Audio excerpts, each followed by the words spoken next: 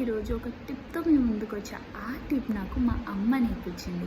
అదేంటంటే మన పూజ గదిలో మన దగ్గర సిల్వర్ ఐటమ్స్ ఉంటాయి, ఐడల్స్ ఉంటాయి, కానీ అది కొన్ని రోజులతో బ్లాక్ అయిపోతుంది కదా. సో అలాంటప్పుడు మనం ఏం చేస్తాం, చాలా కష్టపడి దాన్ని బ్రషింగ్ చేసి స్క్రబ్బింగ్ చేసి దేవుడా ఎంతో చేస్తాం, అయినా కూడా సగం సగం ఉరికిపోతుంది కదా. కానీ ఎలాంటి స్క్రబ్బింగ్ లేకుండా, ఎలాంటి బ్రషింగ్ లేకుండా మీకు మీ ఐటమ్స్ మంచిగా వచ్చేలాగా నేను ఒక చిట్కా ఇస్తాను. ఇది నేను ట్రై చేసి నాకు పర్సనల్గా వర్కౌట్ అయినాకే నేను మీకు చెప్తున్నాను. అండ్ దాంట్లో నేను చేసిన పొరపాటు ఏంటంటే ఒక్క ఐటమ్ మర్చిపోయాను, అది నాకు మంచిదైంది. ఇప్పుడు దాన్ని మీకు చూపిస్తా. బిఫోర్ ఎలా ఉందో, ఆఫ్టర్ ఎలా ఉందో వాష్ తర్వాత మీకు నా వీడియోలో పూర్తిగా ప్రాసెస్ అంతా చూపిస్తాను. సో మీరేం చేయాలి, ఇలాంటి ఫర్దర్ చాలా చిట్కాలు కావాలంటే నా ఛానల్ని SLS చేయండి, subscribe, like and share. So let's go in to the process. పదండి పోదాం. చూడండి, ఇది నాది పూజ రూమ్ మన ఇది కడ్డీలు పెడతాం కదా ఆ స్టాండ్. ఇది సిల్వర్ది, కానీ చాలా రోజు వాష్ చేయడం వల్ల ఇది ఇట్లా బ్లాక్ అయిపోయింది. సో దీన్ని ఇప్పుడు చూస్తున్నారు కదా, ఇప్పుడు దీన్ని ఎలా చేస్తున్నామో చూడండి. దానికి మనకి కావాల్సింది ఏంటంటే ఒక బౌల్లో వాటర్, దాని లోపల ఇది వేసుకోండి.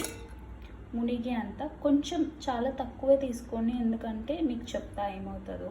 బేకింగ్ సోడా మన ఇంట్లో యూజ్ చేస్తాం కదండి, నార్మల్ సోడా, అది ఒక ఎంత అంటే ఇది ఒక్కటి ఉంది కాబట్టి నేను ఒక 1 ఈ మూత అంత వేసుకుంటున్నా. చాలా ఉంటే మీరు సగం వేసుకోండి. ఇలా వేసేసుకోండి మొత్తం. అలాగా మన ఇంట్లో ఉంటుంది కదా సర్ఫ్ ఎక్సెల్, ఏదైనా ఒక వాష్, బట్టల వాష్, అది కొంచెం వేసుకోండి.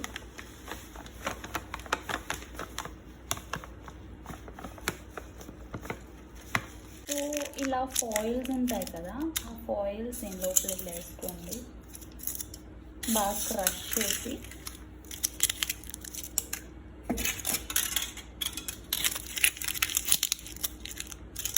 చేసేసుకొని, కావాలంటే ఇంకొంచెం వాటర్ యాడ్ చేయొచ్చు. ఎక్కువ ఎందుకు వద్దు అన్నానంటే ఈ సర్ఫ్ ఉంది కదా, ఇది మనం మళ్ళీ స్టవ్లో పెడతాం. సో అది పైకి వచ్చేయకుండా ఉండడానికి కోసం నేను మునిగేంత తీసుకోమన్నాను.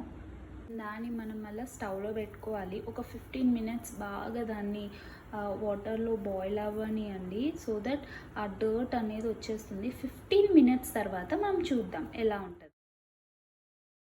సరే, 15 minutes తర్వాత ఇట్లా ఉంటుంది అనమాట. అందుకే నేను మీకు కొంచెం వాటర్ వేసుకోమని చెప్పాను. Let's see. ఇప్పుడు మీ ముందరే ఇది ఎక్కడ ఉందో చూస్తాను. ఇక్కడ చూడండి, ముందు ఎలా ఉండింది, ఇప్పుడు ఎలా ఉంది, చూసారా డిఫరెన్స్? ముందు ఎంత నల్లగా అనేది. సో మీరు ఊరికి ఇలా అనుకుంటూ ఉన్నా కూడా సరిపోతుంది అన్నమాట. ఇప్పుడు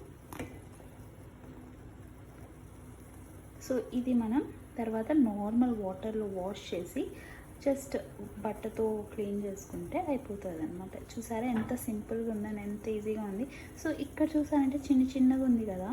సో ఇది కావాలంటే మీరు బ్రష్ తీసుకొని, టూత్ బ్రష్ తీసుకొని జస్ట్ ఇట్లా బ్రష్ చేస్తే సరిపోతుంది అనమాట. అది క్లీన్గా వెళ్ళిపోతుంది. చూసారా ఎంత బాగుంది కదా, ఎంతో బ్లాక్గా ఉన్నింది. ఇప్పుడు చూడండి. సో మీరు ఈ వీడియో చూసిన వాళ్ళంతా ట్రై చేసి నా కమెంట్ బాక్స్లో మీ కమెంట్స్ పెట్టండి, ఎలా ఉన్నింది అనేది రివ్యూ తెలియాలి కదా మరి నాకు. సో మీ ముందే మొత్తం ప్రాసెస్ చేశాను.